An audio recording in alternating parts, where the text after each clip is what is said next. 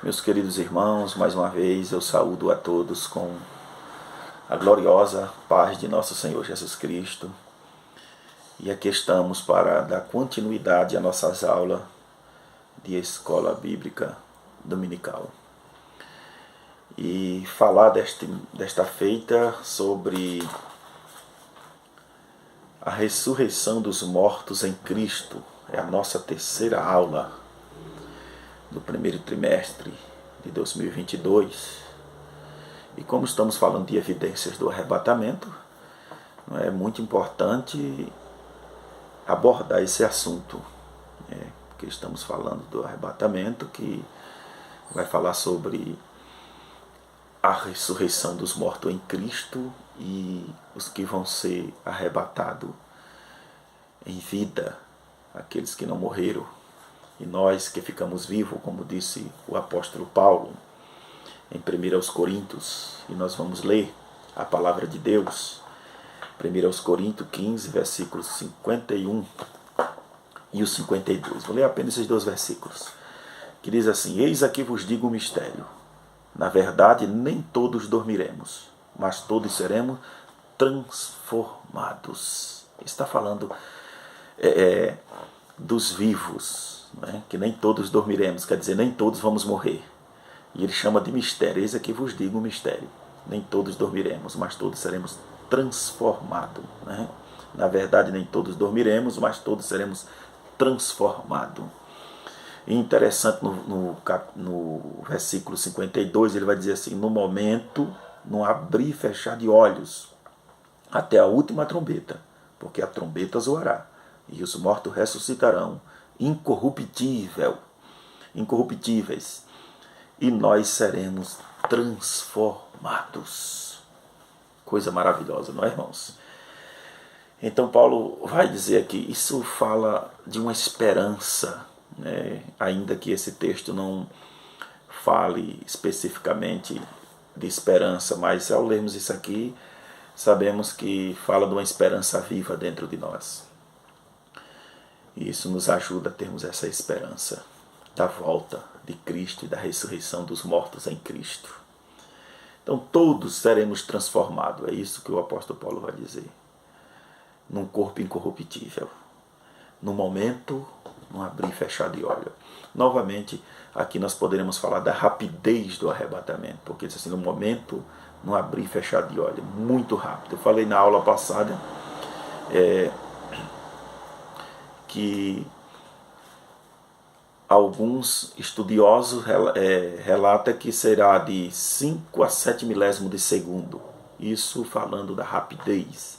Paulo usa a expressão aqui no abrir e fechar de olhos. Se você piscar o seu olho aí, você vai entender a rapidez do arrebatamento. Os mortos em Cristo ressuscitarão, transformados. Nós que estamos vivos seremos arrebatados, transformados também, seremos transformados e arrebatados, porque eu falei na aula passada que um dos propósitos do arrebatamento é este, transformar e arrebatar. Não é porque transformar e arrebatar, porque carne e sangue não herda o reino de Deus. Então esse é o propósito do arrebatamento. E aqui na terceira aula nós vamos falar da ressurreição dos mortos em Cristo.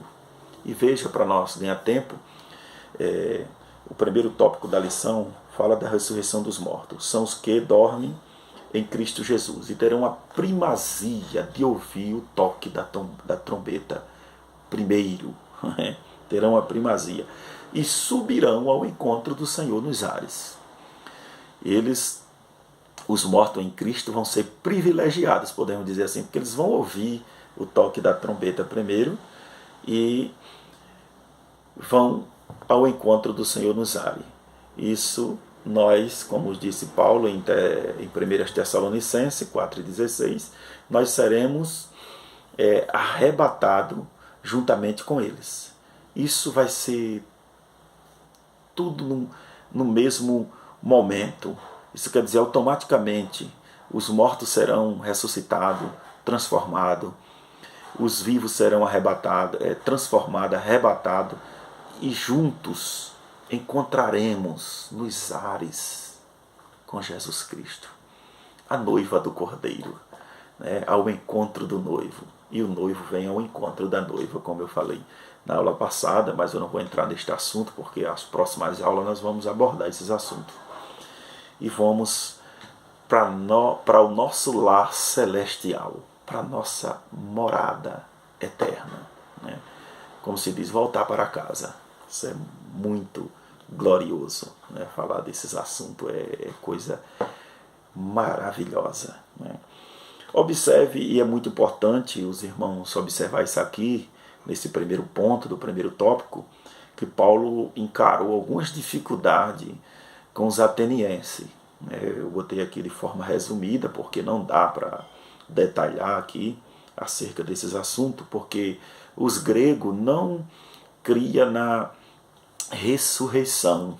Era como aquela doutrina dos saduceus, né? Os saduceus não acreditavam em ressurreição dos mortos, de formas que eles vão interrogar Jesus em alguns pontos e perguntar para Jesus: imagine que uma mulher teve 5 maridos e morreu os 5. Lá no céu, com qual deles ela se casará?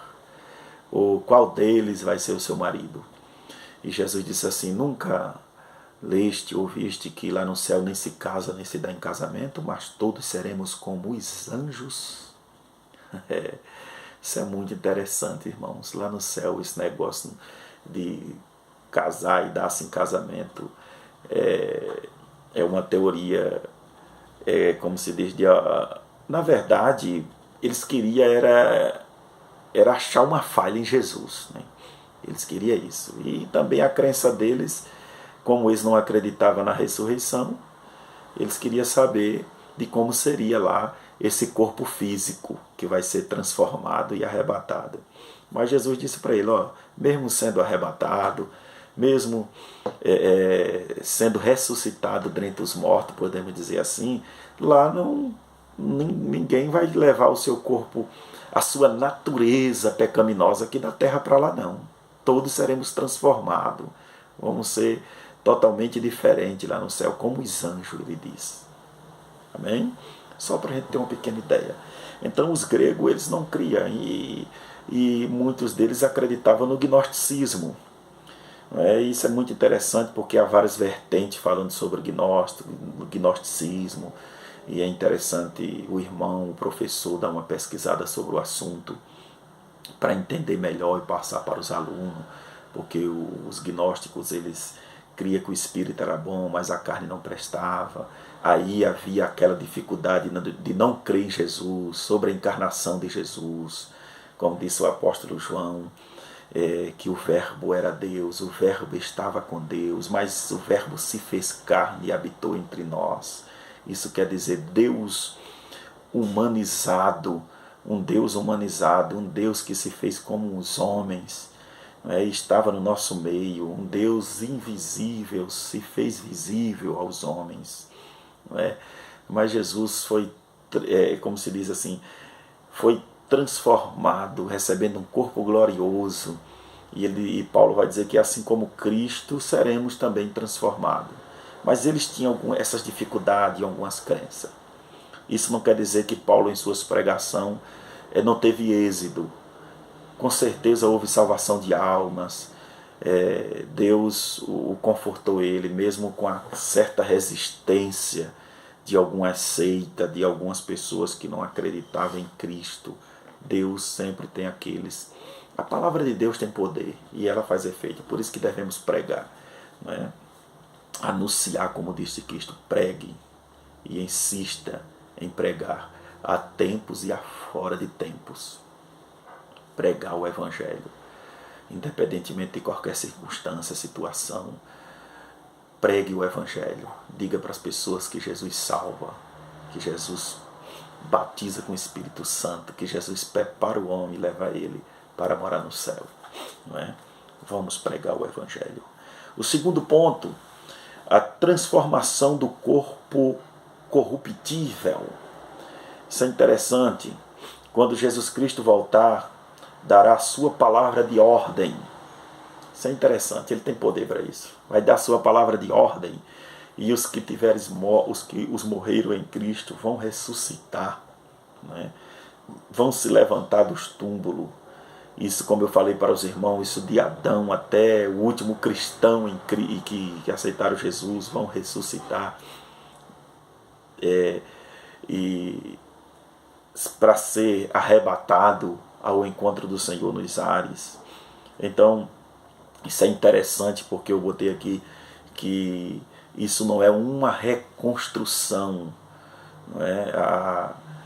Isso não significa que ele reconstruirá os elementos do corpo, pois a ressurreição não é uma reconstrução.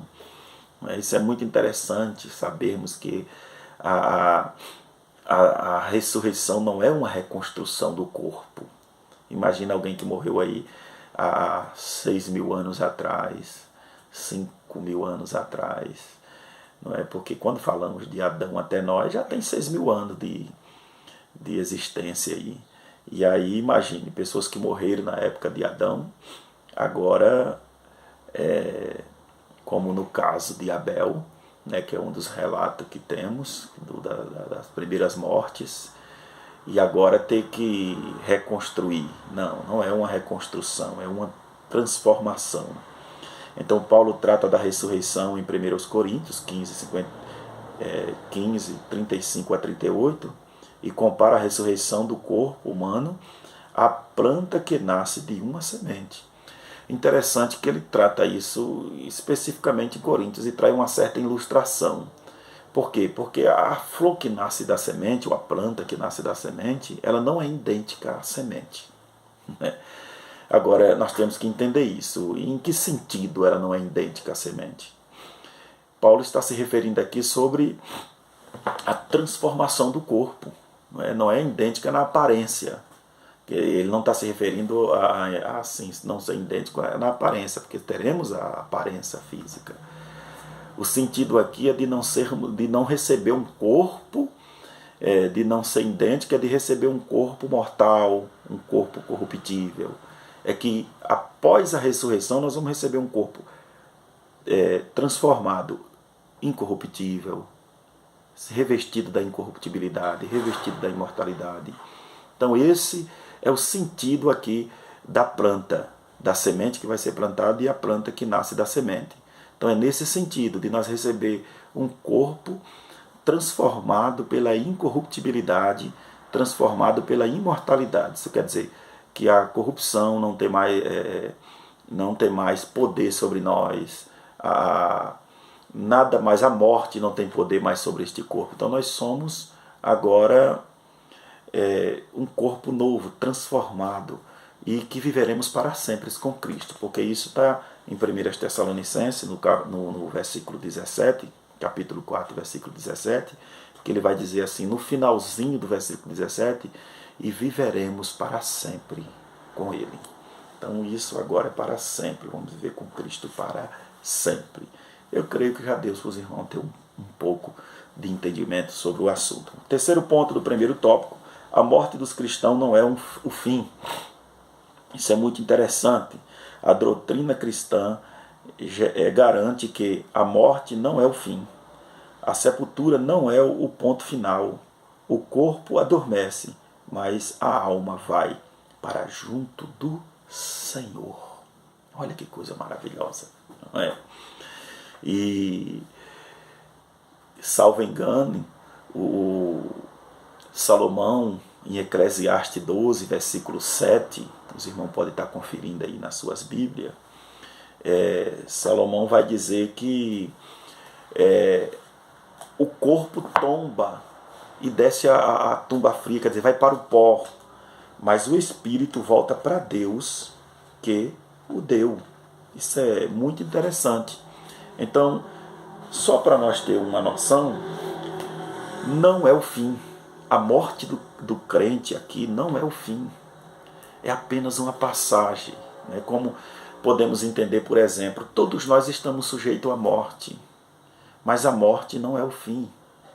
Então, quando morre um crente, por exemplo, a Bíblia diz que Deus não tem prazer na morte do ímpio, não é? Mas quando morre um cristão, nós sofremos com a perca daquela pessoa, não é? Mas temos uma esperança dentro de nós que vamos reencontrar com Ele na glória. Por quê? Porque sabemos que Ele está ali apenas por uma passagem, mas que vai ressuscitar dentre os mortos para viver com Cristo. Isso é glorioso, totalmente diferente dos que morrem sem Cristo, porque não vão ter essa esperança, né? Uma vez morto sem Cristo, está tudo perdido. Então, como eu vou dizer aos irmãos, todos nós estamos sujeitos à morte. Por quê? A palavra de Deus diz assim, que pelo homem veio o pecado no mundo, e pelo pecado a morte passou a todos os homens. Então isso quer dizer, o aguilhão da morte, o aguilhão do pecado é a morte. Isso quer dizer, o salário do pecado é a morte. Mas o dom gratuito de Deus é a vida eterna. E esse corpo mortal que temos, ele está sujeito à morte.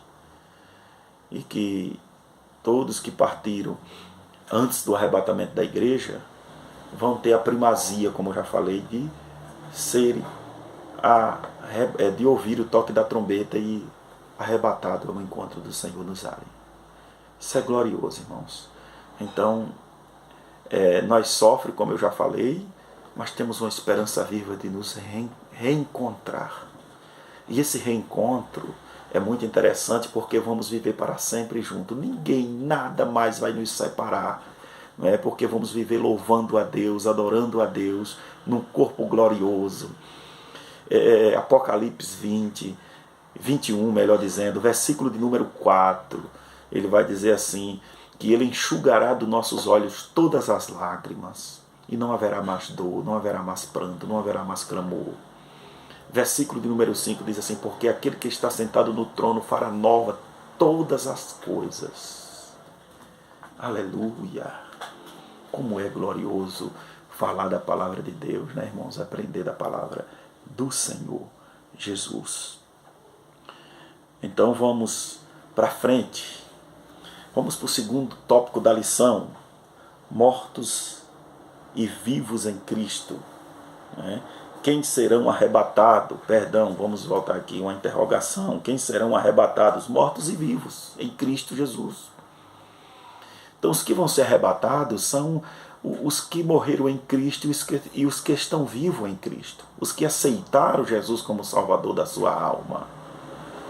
Os que verdadeiramente se arrependeram, largaram os seus maus costumes e deixaram os seus maus caminhos e passaram a viver para Cristo. Por isso Paulo diz assim, o meu viver aqui é Cristo, mas o morrer é ganho. Irmãos, o crente ele tem essa esperança viva. Então diz assim, enquanto vivemos aqui, vivemos para Cristo, servindo a Cristo, adorando a Cristo. Igual eu falei para os irmãos em uns vídeos passados, que nós estamos aqui para 2 propósitos somente, servir e esperar. Então é o que o Paulo falou, o nosso viver aqui é Cristo, é servir a Cristo e esperar a sua vinda, esperar o arrebatamento da igreja. Então, quem será arrebatado? Os mortos e vivos em Cristo. Não é?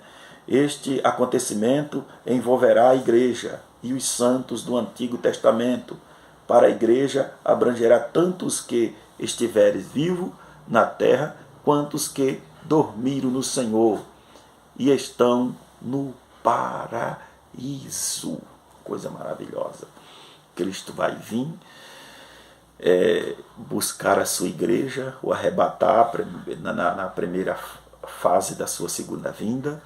Ele vai vir arrebatar a sua igreja, e isso envolve os crentes vivos e os que estão mortos. Como eu já falei para os irmãos, isso abrange de Adão, os que morreram em Cristo, até nós.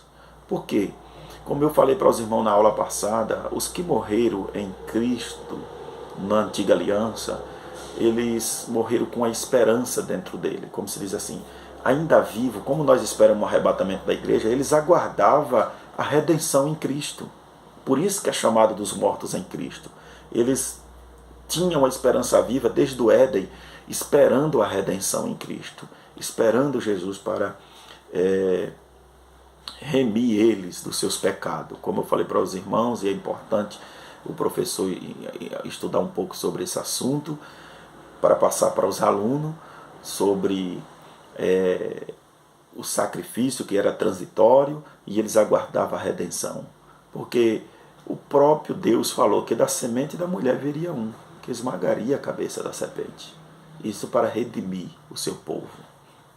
Então eles esperavam, e Cristo foi lá para assim o redimir. E nós não vamos entrar em detalhes, porque Pedro vai dizer que ele desceu e pregou em cadeias. Efésios 4, versículo 8, ao versículo 8 ao versículo 10, diz assim que ele desceu, e levou para si aqueles que estavam lá, que morreram em Cristo, como dizer, morreu os salvos da antiga aliança.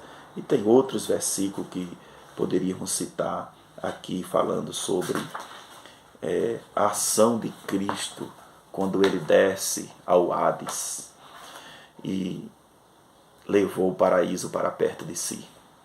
Mas eu creio que os irmãos, o professor, deva dar uma estudada sobre o assunto para estar passando para os alunos. O vídeo aqui é curto e nós não vamos entrar nesse detalhe, porque senão ia abordar bastante tempo. Eu estou com um manual aqui muito importante e os irmãos podem até adquirir. Os mistérios do tempos do fim, que fala nesse assunto do período intermediário dos mortos, muitos outros assuntos. Então, muito bom esse livro aqui. Não estou aqui fazendo propaganda, nem eu, irmãos. Quero que os irmãos não interpretem mal. Mas, se os irmãos adquirirem, é muito bom.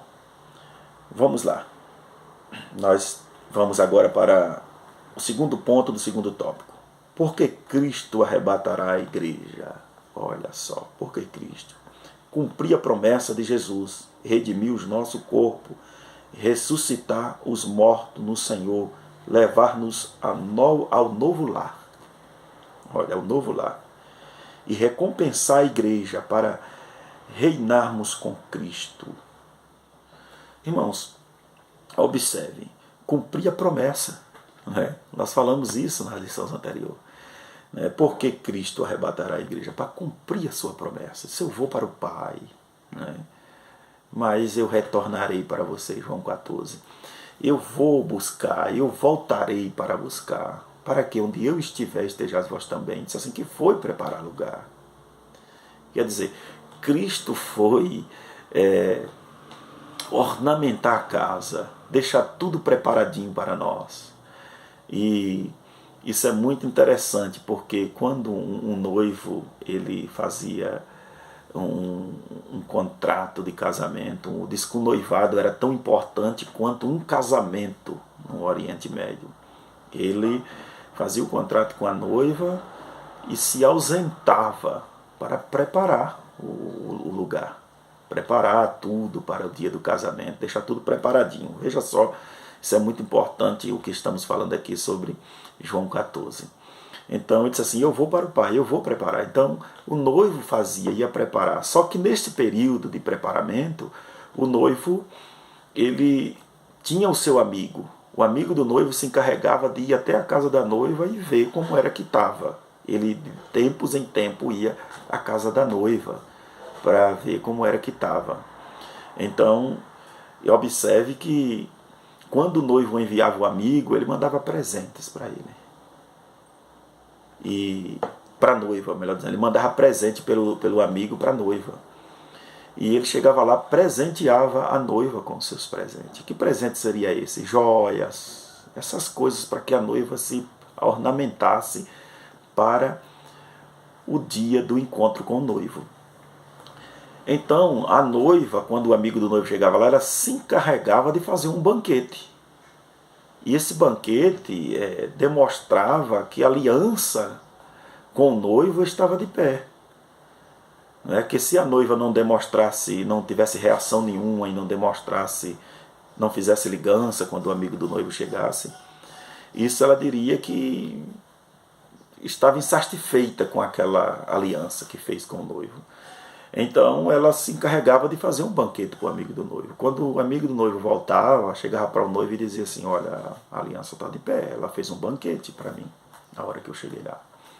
E é importante entender isso, né? Porque quem é o noivo? Jesus que veio e fez um pacto conosco, não é? Que nos pagou o dote, porque ele chegava lá, o noivo chegava lá e pagava o dote para o pai antecipadamente. Já pagava o dote. Jesus veio e pagou o dote, lá na cruz do Calvário. Né? E se ausentou, agora eu vou para o pai, vou preparar lugar, mas eu virei.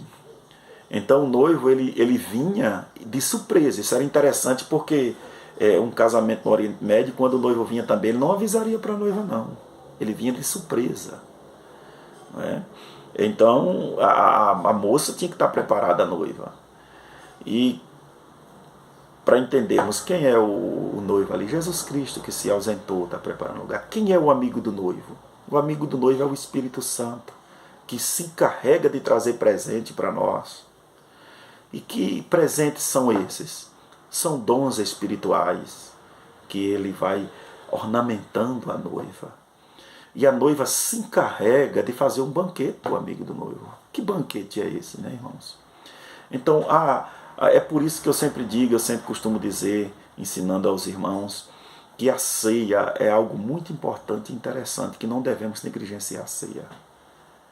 É um dos banquetes que a noiva prepara para o noivo, porque é o banquete ali, é a Santa Ceia, dizendo assim, quando ceiamos, estamos dizendo assim, olha, eu estou em comunhão com Ele, a minha aliança está de pé com Ele, eu não negligenciei, estou esperando o noivo a qualquer momento.